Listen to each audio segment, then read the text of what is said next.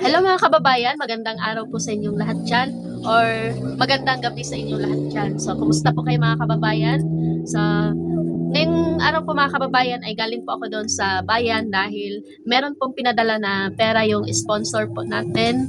Tapos mga kababayan, meron po akong good news sa inyo. So, meron po tayong bagong sponsor na si Ma'am Loli at saka si Sir Bel. So, mag-asawa po sila mga kababayan, no? So, ano po sila, hindi po sila nakakaintindi ng Tagalog. So baka magtaka kayo mga kababayan sa bigla na lang may English na lalabas dyan sa screen nyo. So, pasensyahan nyo na po mga kababayan, no? Kung hindi man ma-perfect yung English natin, at least pinagsikapan po natin gawin. So, para po yan sa sponsor natin. So, thank you po sa inyo, Ma'am Loli at saka kay Sir Bell. So, bago pala ang lahat mga kababayan, meron pong mga package na pinadala po si Ma'am Tess na galing po kay Ma'am Loli at saka kay Sir Bell. So, maraming salamat po sa sponsor dahil yung package na yun mga kababayan ay para po yun sa mga katutubo dito sa amin, sa mga estudyante, yung mga estudyante na karapat dapat po na tulungan mga kababayan, yung nagsusumikap po na para sa kanilang kinabukasan. So, ngayon mga kababayan, nagpadala po si Ma'am Tess ng pera. Tapos, ito po yung pera mga kababayan, no? So, hindi ko po talaga alam mga kababayan kung paano ko po suklian ito si Ma'am Tess dahil napakalaki po ng pera na binigay niya po sa akin para po doon sa luti na binili ko. So, tinulungan po niya ako mga kababayan na mabili ko po yung lupa na yun dahil syempre mga kababayan, no, kasi gusto ko talaga makuha talaga yung luti na yun, kaya lang dahil sobrang hina po ng sahod namin, kaya ayun, hindi ko pa nabayaran ngayong buwan. So, ayun mga kababayan, no, pinadalhan po ako ni Ma'am Tess ng pera. So, ito po siya mga kababayan. So, kapag galing kasi ako sa Palawan mga kababayan, kapag kumuha ako ng pera, so nakaipit talaga siya dito. So, hindi ko po talaga ginagalaw hanggat hindi ako nakapag-video para baka po para baka mawala. So, ito po yung pera mga kababayan, no? Pinadalhan ako ni Ma'am Tess ng 28,699. So, yung 20,000 po ay para po yan sa lupa. So, maraming salamat po sa iyo, Ma'am Tess. So, lagi ko pong sinasabi kay Ma'am Tess na paano po siya babayaran. Tapos sabi niya, okay lang daw yun. At least, parang okay lang daw po yun. Basta makatulong din po ako sa iba, sabi ni Ma'am Tess. Kaya gusto niya magsumikap po ako mag-vlog para lumaki po yung subscribers natin tsaka mga viewers. So maraming salamat po sa mga viewers po na hindi po nagsasawa na manood at saka sa mga subscribers po at lalong-lalo na po doon sa hindi nag-i-skip ng ads. So ayun mga kababayan, no? Bibilangin po natin yung pera na pinadala. So ano po ito? 28,000 28,699. So, ito na po yun. So, ito yung 600. So, kung makikita nyo mga kababayan, wala po yung 99. So, meron po tayong blue card. So, para po ito sa insurance. Sabi nila kasi, sabi ng dealer, sabi niya sa akin, ma'am, meron ka pang sobra na 99. Yung bungkig, sabi niya. Kaya, pina-apply po niya ako ng insurance. So, bilangin po natin mga kababayan. So, 1, 2, 3, 4, 5, 6, 7, 8, 9, 10, 11, 12, 13, 14, 15, 16, 17, 18, 19, 20, 21, 22, 23, 24, 25, 26, 27, 28. Tapos 600. So wala na po yung 99 dyan kasi nandito na sa sa insurance. So maraming salamat po sa iyo, Ma'am Tess. At dahil sa iyo ay naging daan po kayo para magkaroon po ako ng bagong sponsor na si Ma'am Loli at saka si Sir Bell. So, thank you very much po.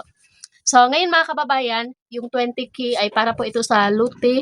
Tapos yung 8K, yung 8,600 ay para po yan binigay po yan ni Ma'am Loli sa akin at saka ni Sir Bell para daw po ipahornal. So ayun mga kababayan, no, parang double siya purpose kasi natulungan niya ako tapos nakatulong pa po sa iba. So So ayun mga kababayan, no, yung patrabahuin ko po doon sa sakahan, yung mga estudyante, tsaka yung mga byuda kasi po Napakahirap po kasi ng buhay dito sa amin mga kababayan. Tapos meron na po akong nakuha mga kababayan. So pupuntahan po namin doon yung sakahan bukas para magtrabaho. So yung magtatrabaho po bukas, yung pamangkin ko, si Dayan, si Janjan, si Jun, at saka si Dudong, si Michi, Layman yun rin, Dayan. So sa trabaho ko. So, 5 lang po sila bukas. Tapos, nakiusap po sila mga kababayan kasi plano ko po, bigas yung bibilhin ko. Tapos, bigyan ko sila ng tag 10 kilos. Kaya lang, hindi sila pumayag kasi mas need nila ng pera kasi meron silang mga, nag-aaral po kasi sila tapos para allowance po nila. So, kaya cash na lang po yung ibibigay po natin.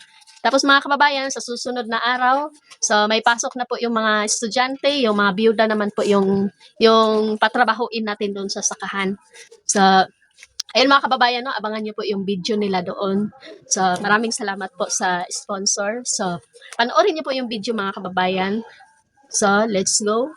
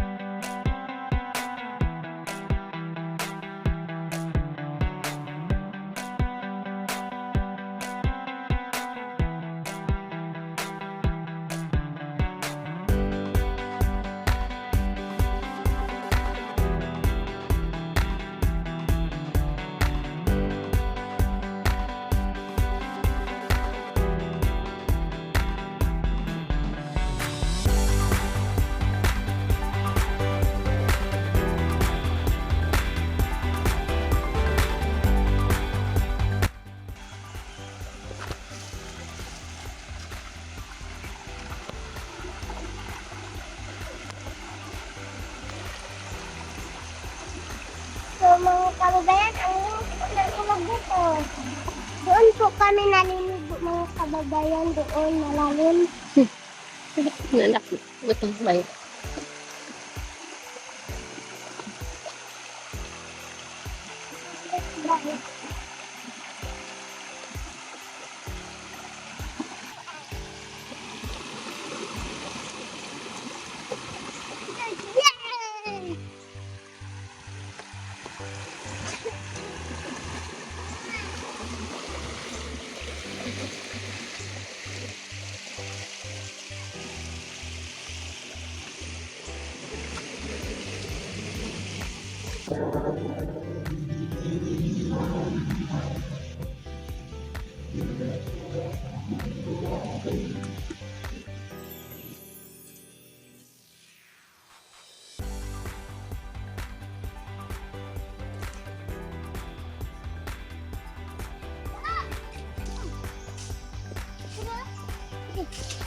Yay!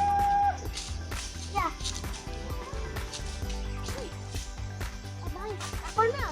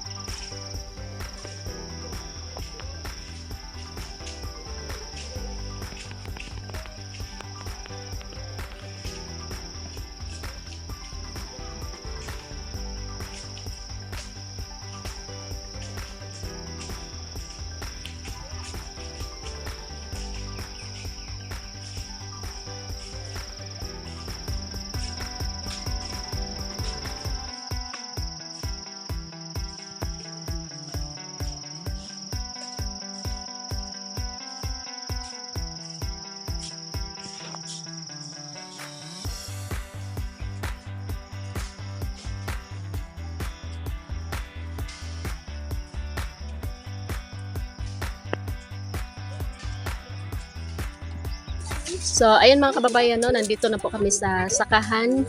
So, nandun na po sila nagtatrabaho po mga kababayan. So, ang bilis nila. Ang lawak na po ng ano nila, pinagtrabahuan. So, anong oras pa lang ngayon? 9:30. So, parang isang araw lang po nito. So, hindi naman po mauubos yung pera na budget dito mga kababayan. Sa susunod po ay magpalinis tayo ng kamutihan namin. So, yung hindi na po makakasama niyan, yung may pasok sa paaralan. So, maghanap na naman tayo ng iba. So, yung present pa rin dyan, si Dayan, tsaka si Michi. Tapos si Janjan, tapos yung pinsan ko may pasok po siya, tsaka yung pamangkin ko. Ano po sila dyan, 6. So magtawagin ko muna sila mga kababayan, no? Tapos magmerienda kami. So, syempre kasali din ako sa merienda. So, itong sakahan ko mga kababayan na pinatrabahuan ko sa kanila ay taniman namin to ng kalabasa, tsaka kamuti. So, dito po sa amin mga kababayan ay marami kaming lupa, kaya lang kulang lang po talaga sa financial. So, sa pagkain, okay naman po kami sa pagkain dahil marami naman kami madudukot dito sa tabi-tabi lang. So, dito sa amin kasi mga kababayan, dito sa lugar namin, kung ano po yung meron sa amin, kontento na po kami. Kaya lang kulang po sa financial. Kaya naghahanap po talaga kami ng paraan para magkapera po kami. So, ayun. So, mga kababayan, no, sana po ay patuloy po kayo mag-support sa amin sa mga vlog namin. Sana po ay hindi po kayo magsawa para marami po tayong matulungan. So, kayo po yung tunay na bayani dito sa vlog namin. Kayo po yung nakatulong sa amin, sa kanila.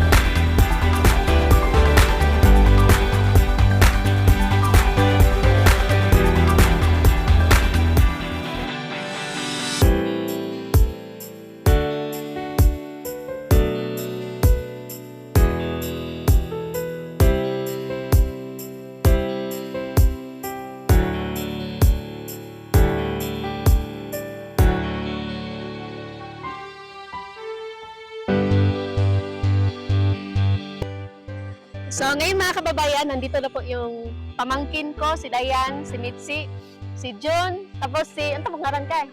Si Jan, Jun, Jan. So, ayun mga kababayan, no? Sasahuran na po natin sila. Magpasalamat kayo kay Ma'am Tis, Ma'am Yoli, Ma'am Loli, kay Sir. So, ito sa'yo Dayan, 500. So, may trabaho pa tayo ngayong Martes. Ano masasabi mo? Oh, yeah. Ang masasabi ko is maraming salamat po kay Ma'am Tess, lalong-lalo na po sa iyo, Ma'am Loli and Sir Bell for your generosity. Yan lang po. Okay. Kay Mitzi. Ito sa'yo, Mitzi. Ba't kayo natatakot? Para lang. Si Mitzi mga kababayan, na hindi ko na siya binigyan ng bigas kasi hindi pa nabubuksan yung isang kaban niyang bigas doon. Yung galing kay Ate Rose Marie. Magpasalamat lang ka. Kay Ma'am Tess. Maraming salamat sa iyo, Ma'am Tess at Ito ba sa Ma'am Loli. Ito ba sa baka? Saka kay Sir. At saka kay Sir Bell. Thank you. Sa Antak Dumano Gato. Mara. Sa si Dudong muna, si Dudong. Unsa na ka nga year ka ron? Andinig ka pa, parang natatakot sila sa akin mga kababayan. Anong year ka na? Grade? Grade 10. Nakalimot lagi kasi mong grado. Pilay mong edad? 115 So asa ka nang puyo ka ron? sa Malambuon. Kasi gipuy ano na buon. Ang lola. Yung lola, kadi mo lola na. Sa sunod, eskwela ka grade 11. Oh. So, ito sa iyo. Ano masasabi mo kay Ma'am Tess? Salamat po, Ma'am Tess. Binigay mo. So, pasensya na kayo mga kababayan, no? So, enjoy lang po talaga kami yun. So, ito po yung pinsan ko mga kababayan. Nag-aaral po siya ng, anong year ka na? Second year college na po. Anong course mo? Agriculture business. Okay. Ano pa? Agribusiness. Ito na yung sa'yo. Tapos, bukod dyan, may papadala ko sa yung bigas. So, ito yung bigas mga kababayan. Galing na po ito sa akin. Tapos, kuan lang nimo, balon nimo sa eskwelahan. So, ako na yung maghatag kang kuan. Basta dalaan na, ako na yung maghatag kang sa tsahin ko mga kababayan. Ako na po yung magbigay ng bigas. So, ano masasabi mo kay Ma'am Tess? So, ako masasabi sa inyo lalong-lalo na po sa mga sponsor nito. So, nagpapasalamat ako ng buong buhay sa inyo. So, lalo na sa inyo, Ma'am Loli and Sir Bill and Ma'am Tess. Ma'am Tess. So, maraming salamat po sa inyo. Okay. So, mag-aaral ka pa next pasukan. Hindi, habang may makakaya pa po ako, ay pagpapatuloy ko po ang aking pag-aaral. Hindi po ako susuko. Okay. So, very good, no? So, ipadayon dyan imong pag-eskwela para sa imong pangandoy o sa imong mama. Kasi mga kababayan, ilang taon ka na kasi? 27 na taong gulang na po ako. Okay. Ba't ka natatawa? Hindi lang. Hindi sana. Hindi sana. Dapat 27 years old ka na is may trabaho asawa. ka na. May asawa. Kala ko may asawa na. Hindi. dapat kung 27 na, May work na. may work na. Sa akin is nag-aaral pa. Sige. Patuloy mo lang yung pag-aaral mo. So, dapat hindi tayo magsawa. Hanggat may buhay tayo, so may pag-asa. Ikaw, tita, ano masasabi mo sa... Ayag kayo. Pasalamat ka, Ro. Oh, salamat dia kaniyo. Magbisaya ka. Oh, Aw, nakaimod ko na ko'y pagbisaya. kaya daghang salamat sa sponsor. Daghan salamat sa sponsor.